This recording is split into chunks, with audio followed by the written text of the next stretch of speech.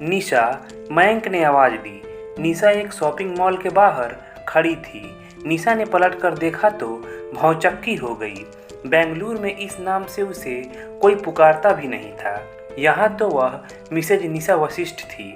अरे यह तो मयंक है, पर यहाँ कैसे? निशा ने पूछा। कैसे हो? ठीक हूँ, मयंक ने कहा। और बताओ, यहीं खड़े खड़े सारी बातें करेंगे या कहीं बैठेंगे भी? हाँ, क्यों नहीं, चलो इस मॉल में एक रेस्टोरेंट है, वहीं चलकर बैठते हैं। और मयंक को लेकर निशा अंदर चली गई। दोनों एक कॉर्नर की टेबल पर बैठ गए। धूमिल अंधेरा छाया हुआ था, मंद मंद संगीत बज रहा था। वेटर को मयंक ने 2 कोल्ड कॉफ़ी विद आइसक्रीम का ऑर्डर दिया। तुम्हें अभी भी मेरी पसंद नापसंद याद है? निशा ने तनिक मुस्कुराते हुए कहा। याद की क्या बात है? याद तो उसे किया जाता है जिसे भूल जाया जाए। मैं तो अभी वहीं खड़ा हूँ निशा, जहाँ तुम मुझे छोड़कर गई थी। मयंक का स्वर दिल की गहराइयों से आता प्रतीत हो रहा था। निशा ने उस स्वर की आर्द्रता को महसूस किया, किंतु तुरंत संभल गई और एकदम ही वर्षों से बिछड़े हुए मित्रों के चोले में आ गई। और सुनाओ मयंक, कैसे हो? कितने वर्षों बाद हम मिल रहे हैं। तुम्हारा सेमिनार कब तक चलेगा? और हाँ, तुम्हारी पत्नी तथा बच्चे कैसे हैं? निशा ने प्रश्नों की झड़ी लगा दी। उफ निशा, थोड़ी सांस तो ले लो। लगातार बोलने वाली तुम्हारी आदत अभी तक गई नहीं। मयंक ने निशा को चुप कराते हुए कहा। अच्छा बाबा, अब कुछ नहीं बोलूँगी। अब तुम बोलोगे और मैं सुनूंगी, निशा ने नटखटपने से कहा। मयंक देख रहा था आज 25 वर्ष बाद दोनों मिल रहे थे। उम्र बढ़ चली थी दोनों की, पर 45 वर्ष के उम्र में भी निशा के चुलबुलेपन में कोई भी कमी नहीं आई थी, जबकि मयंक पर अधेड़ होने की झलक स्पष्ट दिख रही थी। वह शांत दिखने का प्रयास कर रहा था, किंतु उसके मन में उथल पुथल मची हुई थी। वह बहुत कुछ पूछना चाह रहा था, बहुत कुछ कहना चाह रहा था, पर जबान रुक सी गई थी। शायद निशा ने उसके मनोभावों को पढ़ लिया था। संयत स्वर में बोली। क्या हुआ मयंक, चुप क्यों हो? कुछ तो बोलो। हाँ, मयंक जैसे सोते से जगा। निशा, तुम बताओ, क्या हालचाल है? तुम्हारे पति और बच्चे कैसे हैं? तुम खुश तो हो ना? निशा थोड़ी अनमनी सी हो गई। उसकी समझ में नहीं आ रहा था कि मयंक के प्रश्नों का क्या उत्तर दे। फिर अपने को स्थिर करके बोली। हाँ मयंक, मैं बहुत खुश हूँ। आदित्य को पति रूप में पाकर मैं धन्य हो गई। बेंगलुरु के एक प्रतिष्ठित संपन्न परिवार के इकलौते पुत्र की वधू होने के कारण मेरी जिंदगी में 4 चांद लग गए थे। मेरे ससुर का सिल्क की साड़ियों का एक्सपोर्ट का व्यवसाय था। MBA करके आदित्य भी उसी व्यवसाय को संभालने लगे। जब मैं ससुराल में आई तो बड़ा हिलार दुलार मिला। सास ससुर की इकलौती बहू थी, उनकी आंखों का तारा थी। विवाह के 15 दिनों बाद मुझे थोड़ा थोड़ा चक्कर आने लगा, और जब मुझे पहली उल्टी हुई तो मेरी सासू माँ ने मुझे डॉक्टर को दिखाया। कुछ परीक्षणों के बाद डॉक्टर ने कहा, खुशखबरी है माँ जी, आप दादी बनने वाली हैं। पूरे घर में उत्सव का सा माहौल छा गया था। सासू माँ खुशी से फूली नहीं समा रही थी, बस आदित्य ही थोड़े चुप चुप से थे। रात्रि में मुझसे बोले, निशा, मैं तुम्हारा हृदय से आभारी हूँ। क्यों? मैं चौंक उठी, क्योंकि तुमने मेरी इज्जत रख ली। अब मैं भी पिता बन सकूंगा, कोई मुझे भी पापा कहेगा। आदित्य ने शांत स्वर में कहा। मैं अपराध बोध से दबी जा रही थी, क्योंकि यह बच्चा तुम्हारा ही था। आदित्य का इसमें कोई भी अंश नहीं था। फिर भी मैं चुप रही। आदित्य ने तनिक रूंधी हुई आवाज में कहा, निशा, मैं एक अधूरा पुरुष हूँ। जब 20 साल का था तो पता चला मैं संतानोत्पत्ति में अक्षम हूँ। नहीं समझ पाता हूँ कि नियति ने मेरे साथ यह गंदा मजाक क्यों किया। माँ पापा को यदि यह बात पता चलती तो वे लोग जीते जी मर जाते, और मैं उन्हें खोना नहीं चाहता था। मुझ पर विवाह के लिए दबाव पड़ने लगा, और मैं कुछ भी कह सकने में असमर्थ था। सोचता था मेरी पत्नी के प्रति यह मेरा अन्याय होगा, और मैं निरंतर हीनता का शिकार हो रहा था।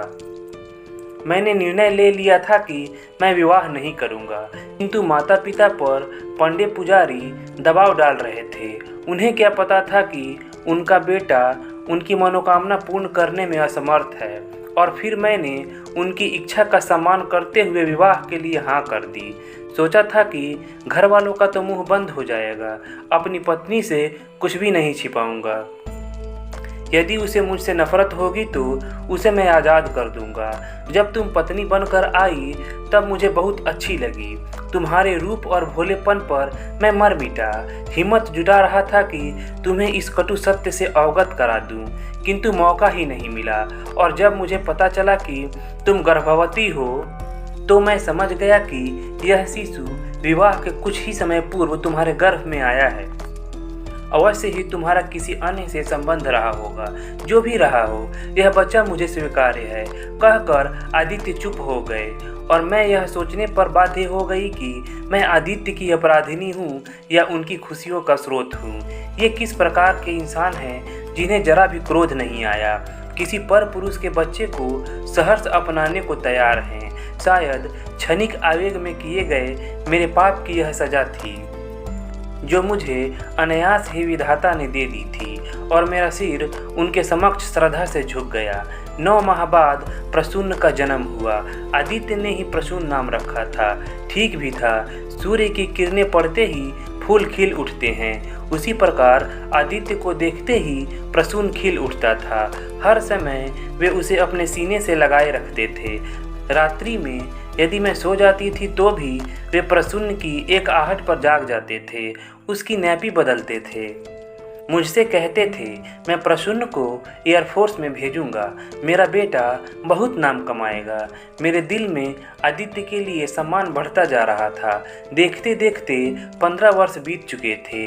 मैं खुश थी जो आदित्य मुझे पति रूप में मिले, लेकिन होनी को शायद कुछ और ही मंजूर था। अकस्मात एक दिन एक ट्रक से उनकी गाड़ी टकराई और उनकी मौके पर ही मौत हो गई। तब प्रसून 14 वर्ष का था। मयंक निशब्द निशा की जीवन गाथा सुन रहा था। कुछ बोलने या पूछने की गुंजाइश ही नहीं रह गई थी।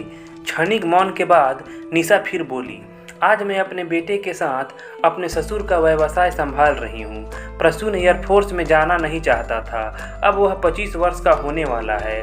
उसने MBA किया और अपने पुश्तैनी व्यवसाय में मेरा हाथ बटा रहा है, या यूँ कहो कि अब सब कुछ वही संभाल रहा है। थोड़ी देर की चुप्पी के बाद मयंक ने मुंह खोला, निशा, तुम्हें अतीत की कोई बात याद है? हाँ मयंक, सब याद है। जब तुमने मेरे नाम का मतलब पूछा था और मैंने अपने नाम का अर्थ तुम्हें बताया। निशा का अर्थ है रात्रि। तुम मेरे नाम का मजाक बनाने लगे। तब मैंने तुमसे पूछा, आपको अपने नाम का अर्थ पता है? तुमने बड़े गर्व से कहा, हाँ हाँ क्यों नहीं, मेरा नाम मयंक है, जिसका अर्थ है चंद्रमा, जिसकी चांदनी सबको शीतलता प्रदान करती है। बोलो, याद है ना? निशा ने भी मयंक से प्रश्न किया। मयंक थोड़ा मुस्कुरा कर बोला, और तुमने कहा था मयंक जी, निशा है तभी तो चंद्रमा का अस्तित्व है, वरना चांद नजर ही कहाँ आएगा। अच्छा निशा, तुम्हें वह रात याद है जब मैं तुम्हारे बुलाने पर तुम्हारे घर आया था? हमारे बीच संयम की सब दीवारें टूट चुकी थीं। मयंक निशा को अतीत में भटका रहा था। हाँ, तभी निशा बोल पड़ी, प्रसून उस रात्रि का ही प्रतीक है। लेकिन मयंक, अब इन बातों का क्या फ़ायदा? इससे तो मेरी 25 वर्षों की तपस्या भंग हो जाएगी।